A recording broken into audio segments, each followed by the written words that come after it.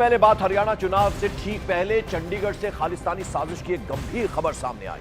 बुधवार शाम चंडीगढ़ में एक घर पर ग्रेनेड से हमले से हड़कंप मच गया। चंडीगढ़ के सेक्टर 10 में एक घर पर ग्रेनेड से हमला किया गया।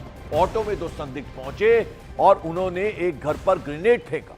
जिस ऑटो से ये दोनों आरोपी आए थे उस ऑटो ड्राइवर को गिरफ्तार कर लिया गया है। अब जाहिर बात है उससे पूछताछ हो रही है। ऑटो ड्राइवर ने दोनों आरोपियों की शिनाख्त कर दी है। इस बीच चंडीगढ़ पुलिस ने दोनों ही आरोपियों की फोटो भी जारी की है और उन पर 2-2 लाख रुपए का इनाम घोषित किया है। तो चंडीगढ़ में सेक्टर 10 में एक घर के ऊपर ग्रेनेड से हमला बोला गया। ये आप तस्वीरों में हम आपको ऑटो दिखा रहे हैं। इस ऑटो में दोनों संदिग्ध सवार हुए थे। ऑटो ड्राइवर को अब पुलिस ने पकड़ लिया है और उससे पूछताछ हुई तो उसने शिनाख्त कर ली। वो दोनों ही आरोपियों की अब उनके दोनों के फोटोज जो हैं वो लगा दिए गए हैं चंडीगढ़ भर में और उन पर 2-2 लाख रुपए का इनाम भी रख दिया गया है। तो एक बड़ी साजिश जो है ये रची गई थी। आप देखिए किस तरह से ग्रेनेड से हमला किया गया।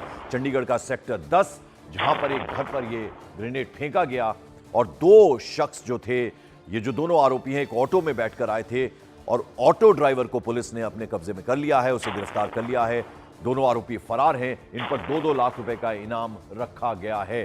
तो आपको बता दें किस इरादे से आए थे जो खालिस्तानी आतंकी रिंदा, उस पर यह शक जाहिर किया जा रहा है, यानी इस ग्रेनेड हमले के पीछे उसका हाथ हो सकता है।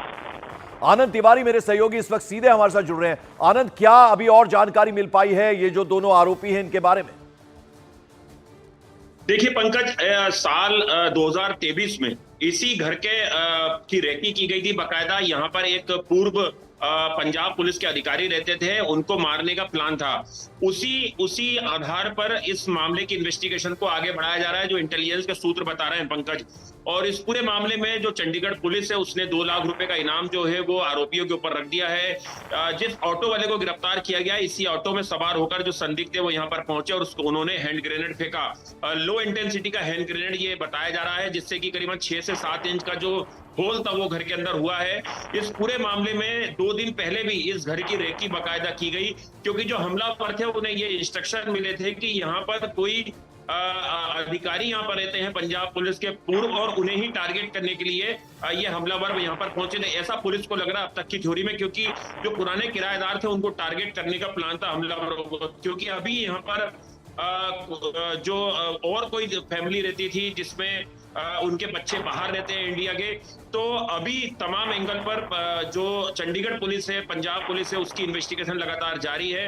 इस पूरे मामले में जो पाकिस्तान में मौजूद आतंकी रिंदा है खालिस्तानी, उसके लिंक भी जो है वो खंगाले जा रहे हैं और एजेंसीज को ऐसा शक है कि जो हमलावर थे, जो शूटर्स थे, वो कहीं ना कहीं रिंदा के इशारे पर इस आनंद, अब सवाल ये पैदा होता है कि हरियाणा, हिमाचल, जम्मू कश्मीर और पंजाब के जो हैं वो तमाम बॉर्डर्स लगते हैं चंडीगढ़ से, तो ऐसे में कहीं भी भाग सकते हैं और अब इन दोनों के बाकायदा तस्वीरें जो हैं वो जारी कर दी गई। 2-2 लाख रुपए का इनाम भी रखा गया, तो कितना मुमकिन कि ये इन्हीं राज्यों में भागे होंगे?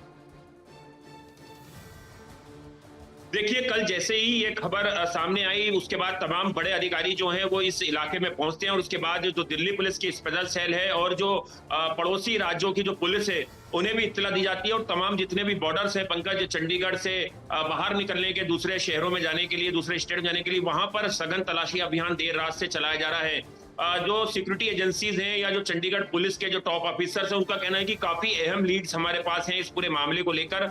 और जैसा कि मैंने आपको पहले बताया कि एक साल 2023 में एक मोहाली एसएसओसी ने एक ऑपरेशन को अंजाम दिया था। उसमें 2 से 3 लोगों को पकड़ा गया था जो रिंदा के इशारे पर रेकी करने आए थे बकायदा, और उनका प्लान एक पंजाब पुलिस के पूर्व अधिकारी की किलिंग करने का था, टारगेट किलिंग करने का। तो उस एंगल से भी लगातार इस मामले को जोड़कर देखा जा रहा है और जिस तरह से इनाम रख दिया गया है, तो जाहिर तौर पर जल्द से जल्द चंडीगढ़ पुलिस की कोशिश है कि जो आरोपी है, मुख्य आरोपी है, उन्हें गिरफ्तार किया जाए। ये बताइए आनंद, क्योंकि अब जो ऑटो ड्राइवर है वो पुलिस के पास है, पुलिस के कब्जे में है, तो क्या केवल वो सवारी लेकर आया था या ये जो पूरी साजिश रची गई, ये जो ग्रेनेड फेंका गया, उसमें वो शामिल था? अब लगातार पुलिस उससे भी पूछताछ कर रही है। जी देखिए, बिल्कुल पंकज, जो आपने सवाल पूछा वो बहुत जायज है, क्योंकि जिस ऑटो ड्राइवर को गिरफ्तार किया गया है, दरअसल जो सूत्र बता रहे हैं कि 2 दिन पहले जो रेकी हुई थी उसमें भी शायद इसी ऑटो का इस्तेमाल किया गया हो, या सीसीटीवी फुटेज में कुछ ऐसे इनपुट जो है वो चंडीगढ़ पुलिस को मिले होंगे, उसके आधार पर ही इस ऑटो ड्राइवर को गिरफ्तार किया गया है।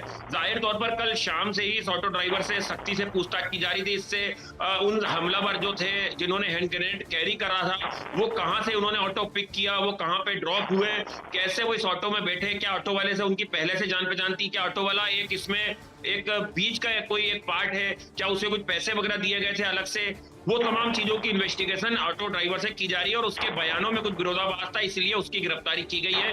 तो जाहिर तौर पर पंकज, अगले कुछ घंटों में जाहिर तौर पर जो चंडीगढ़ पुलिस है वो कुछ महत्वपूर्ण जानकारियां जो है वो साझा कर सकती है इस पूरे मामले में, क्योंकि अपने आप में काफी चौंकाने वाला ये मामला है। काफी पॉश इलाका है और वहां पर अगर दूसरी बार रेकी करके हमला करने की कोशिश जो है खालिस्तानी करते हैं, तो ये अपने आप में काफी बड़ा मामला है। बिल्कुल, मनोज राठी मेरे सहयोगी सीधे चंडीगढ़ से हमारे साथ जुड़ रहे हैं। मनोज, देखिए, तमाम आप खबरों पर जरा अपडेट दीजिए। एक तो ये ऑटो ड्राइवर क्या सिर्फ सवारियां लेकर आया था या ये भी साजिश का हिस्सा था? लो इंटेंसिटी ये ग्रेनेड फेंका गया जैसा कि आनंद तिवारी बता रहे हैं, उस बारे में क्या अपडेट? और रिंदा का हाथ हो सकता है खालिस्तानी आतंकी का इसके पीछे, यानी उससे कनेक्शन जुड़े हुए हैं? और क्या मकसद था ये ग्रेनेड फेंकने का, वो भी लो इंटेंसिटी? क्या कुछ अभी पता चल पाया? क्या आगे आज दिन में प्रेस कॉन्फ्रेंस कर सकती है चंडीगढ़ पुलिस?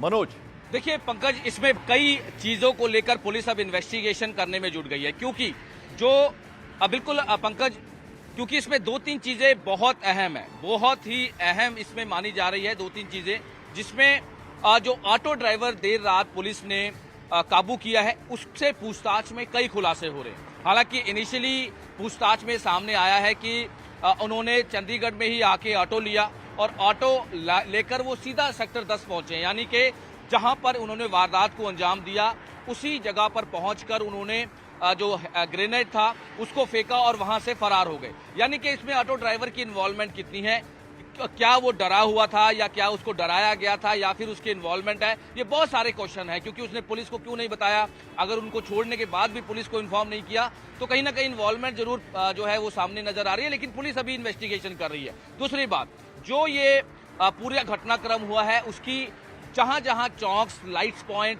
वहां पर वो पहुंचे हैं, पैदल चले हैं, ऑटो में चले हैं, उसकी सीसीटीवी फुटेज, फोटोग्राफ्स न्यूज 18 के पास एक्सक्लूसिव है। और बड़ी हैरान करने वाली बात है कि काफी देर वो चंडीगढ़ में रहे हैं, जो दो सस्पेक्ट जिन्होंने 30 सेकंड में जरा ये बताइए, पुलिस प्रेस कॉन्फ्रेंस कर सकती है कुछ देर में क्या? वहां से पैदल चले हैं। देखिए, अभी तक जो पुलिस से बातचीत हुई है, पुलिस का साफ तौर पे कहना है कि हालांकि दो अभी तक गिरफ्तार नहीं हुए हैं। जो मेन है, ऑटो ड्राइवर जरूर काबू किया था देर रात, और पुलिस कहती नजर आ रही है कि इसमें जल्द ही और भी खुलासे जो है वो किए जाएंगे। आज अगर गिरफ्तारी होती है तो उसके बाद ठीक है मनोज राठी, जैसे कोई और अपडेट आएगा वापस आपके पास लौटेंगे। फिलहाल आपका न्यूज़ 18 इंडिया चौपाल, एक ऐसा मंच जहां जब जब बात निकलेगी तो सिर्फ दूर तक नहीं बल्कि दुनिया के कोने कोने में जाएगी, क्योंकि इस बार बात होगी भारत के वैश्विक महाशक्ति बनने के लक्ष्य पर। सरकार, समाज, सेलिब्रिटी और स्पोर्ट्स स्टार्स के साथ न्यूज़ 18 इंडिया चौपाल देखिए सिर्फ न्यूज़ 18 इंडिया पर।